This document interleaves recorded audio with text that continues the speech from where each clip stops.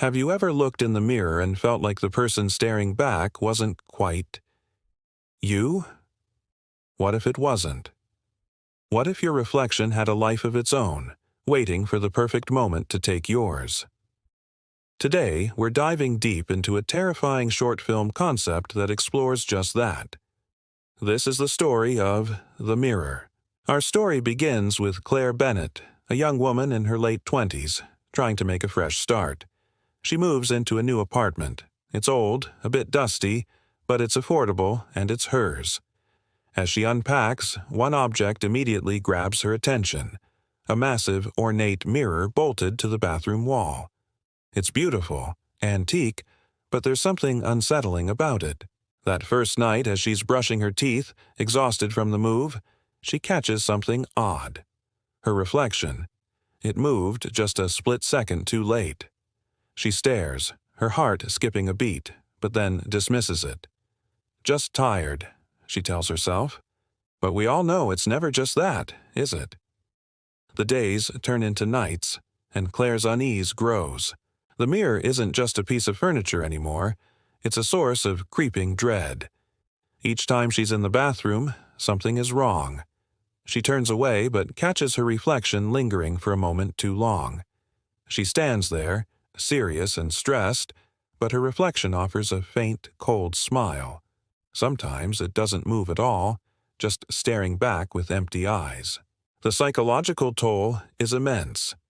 She starts questioning her own sanity. Is the stress of the move getting to her? Is she hallucinating? Then, one night, the true horror begins. As she stares into the glass, a voice echoes, not in the room, but directly inside her mind.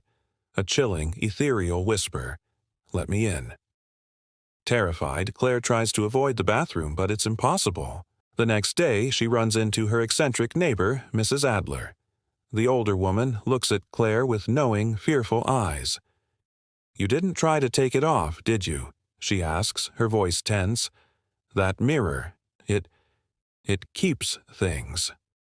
Claire, trying to maintain her composure, just laughs it off as a strange old wives' tale.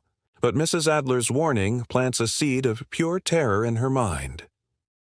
What does the mirror keep? Claire's life spirals into a living nightmare. The whispers from the mirror grow louder, more demanding. They're no longer just in her head. They seem to seep from the walls of the apartment itself. She starts having terrifying visions in the mirror's surface. She sees herself, but she's not standing in the bathroom. She's submerged, drowning, her face contorted in a silent scream, hands clawing at the glass from the inside. Yet she stands perfectly dry, her real body paralyzed in horror. The mirror is showing her a fate it has planned. One fateful night, the entity in the mirror makes its move. The lights in the apartment begin to flicker violently. Claire, in a panic, tries to flee, but the bathroom door slams shut, locking her in. The whispers become a deafening roar. She's trapped with the thing that wears her face. Fueled by adrenaline and desperation, she grabs the heaviest thing she can find, a hammer, and swings at the mirror. She smashes it again and again, cracks spiderweb across the surface, but her reflection doesn't shatter with it. Instead, it remains whole, smiling a wide, triumphant smile as the glass breaks around it. The next morning, the sun streams into the apartment. An eerie calm has settled over the place. Mrs. Adler, worried after hearing the commotion last night, cautiously knocks on Claire's door. The door opens, and there stands Claire, looking refreshed, humming a little tune as she makes coffee. She offers her neighbor a bright, serene smile. But it's wrong. Her movements are too perfect, too fluid. Her smile is too wide. It doesn't reach her eyes. "Are you all right, dear?" Mrs. Adler asks, a knot of dread tightening in her stomach.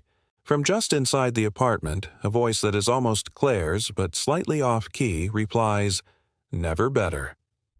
As Mrs. Adler stands there, confused and suspicious, the camera pans away from the woman who looks like Claire and drifts towards the bathroom.